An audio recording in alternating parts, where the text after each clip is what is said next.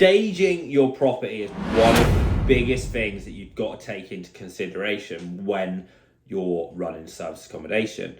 You could just go and have white walls and a couple bits of art on the wall and keep it basic, but that just doesn't pop.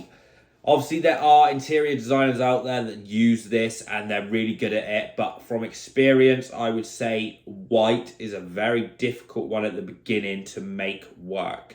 What you want to be using is colours that pop, and you can find this by going on Pinterest, creating mood boards. And you want colours like green, orange, yellow.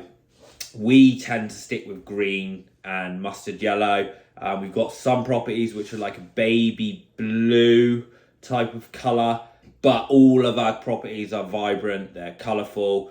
The cushion, you want cushions on the bed which contrast with the bed covers or the pillows or the back wall. You want to have feature walls. What I'm going to do, I'm going to put a pack below of examples and different colour themes and where you can get all the different furniture from. So different shops, IKEA, The Range, B&M.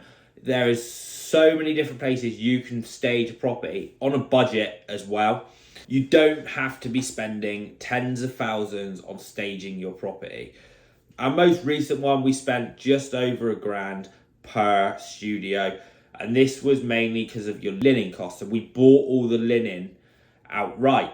This is going to be one of your biggest expenses. You want to kind of get a bit of a luxury feel linen. This just makes it for a better experience for the guests. You don't want to skimp on like the mattresses and that type of thing either. As you grow and you're taking more and more properties on, you want to get a booking system in place.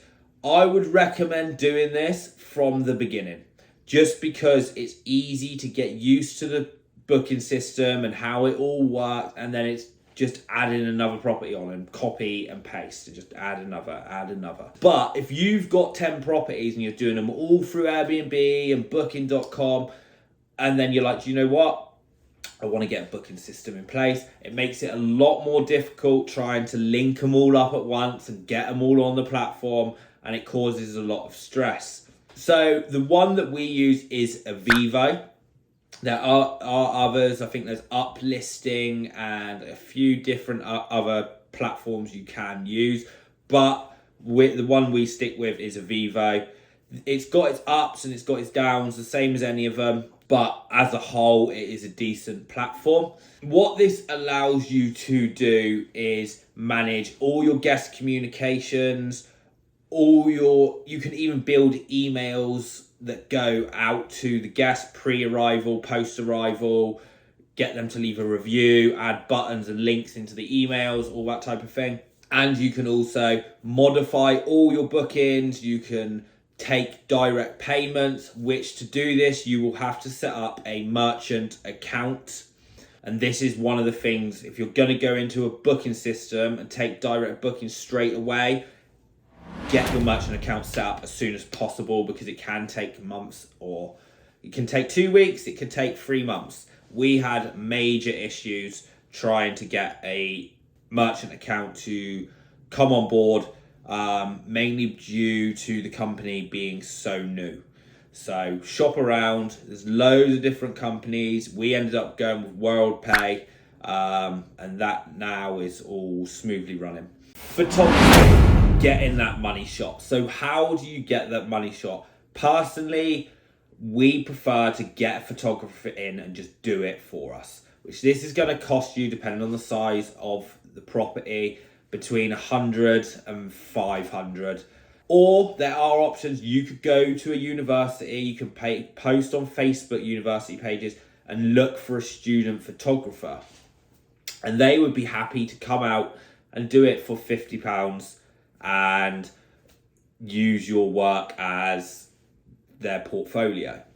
So they're growing their portfolio and you're getting content for your business, which is a win-win. When you're taking photos of a room, the last thing you want to be doing is taking photos from like up here, looking down on the property or on the bed or on whatever the room is.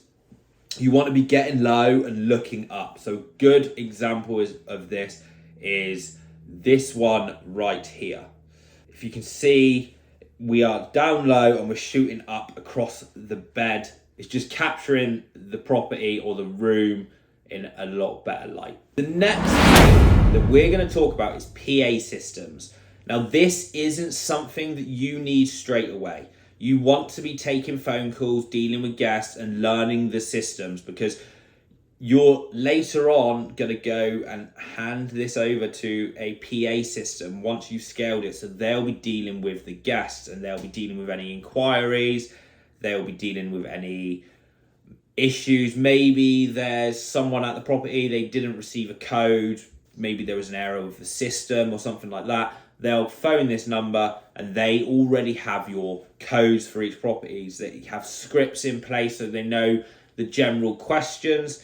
And then, of course, if a question comes up, they'll have contact numbers which they'll ring. So the PA will ring you if that's the contact number you put down, and they'll ask, there's a guest, this is the problem, what do you want us to do? Do you want to go down and deal with it, or would you like us to deal with it over the phone? And you build up all the different questions as you go on. But at the beginning, you want to be getting all the knowledge you can from running the service accommodation business. I will say, if you already know that you're going to go down the route of scaling the business and that's your plan, then every question that you get from a guest, write it down. Have a separate book where you're writing down everything that comes up and every solution. So maybe there's a water shortage or the water cut off. How do you amend that? Or maybe it's a maintenance number. So maybe there's an issue that's gone on, but you don't deal with the maintenance. You have a maintenance team in place, and you will then go and give that number to your PA system, and they will directly contact your maintenance team. This is where you're starting to make passive income. You're building systems and putting systems in place so that you're not actually having to work in the business as much.